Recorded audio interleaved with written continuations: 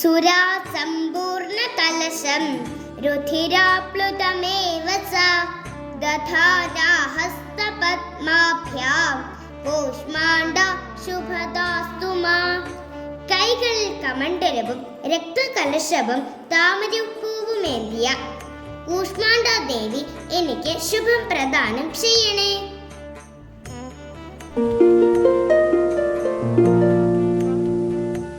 നവരാത്രി മഹോത്സവം 4-ാം ദിവസം കൂഷ്മാണ്ഡ ഭാവം. ദുർഗാദേവിയുടെ 4ാമത്തെ ഭാവമാണ് കൂഷ്മാണ്ഡ ദേവി. പ്രപഞ്ച സൃഷ്ടാവായാണ് കൂഷ്മാണ്ഡ ദേവിയെ കണക്കാക്കുന്നത്. കു, ഉഷ്മം, അണ്ഡം എന്നിങ്ങനെ 3 പദങ്ങൾ കൂടിച്ചേർന്നതാണ് കൂഷ്മാണ്ഡ എന്ന നാമം.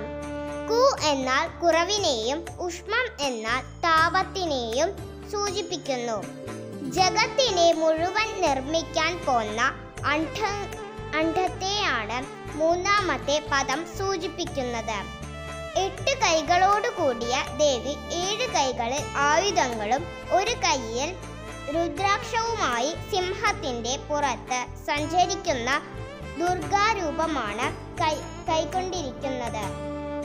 സൂര്യന്റെ മാതാവായ കൂഷ്മാണ്ഡ സന്താന സൗഭാഗ്യമുണ്ടാക്കുമെന്ന് വിശ്വാസമുണ്ട്.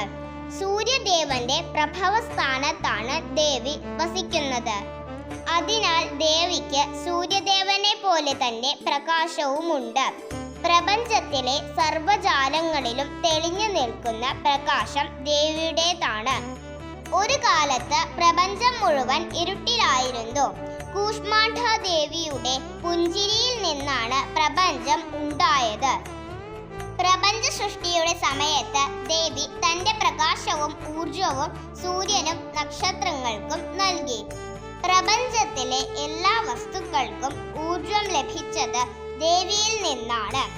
കൂഷ്മാണ്ഡ ദേവി സന്തോഷത്തിന്റെയും ദേവിയാണ്. എല്ലാവർക്കും കൂഷ്മാണ്ഡ ദേവിയുടെ അനുഗ്രഹം ഉണ്ടാകട്ടെ.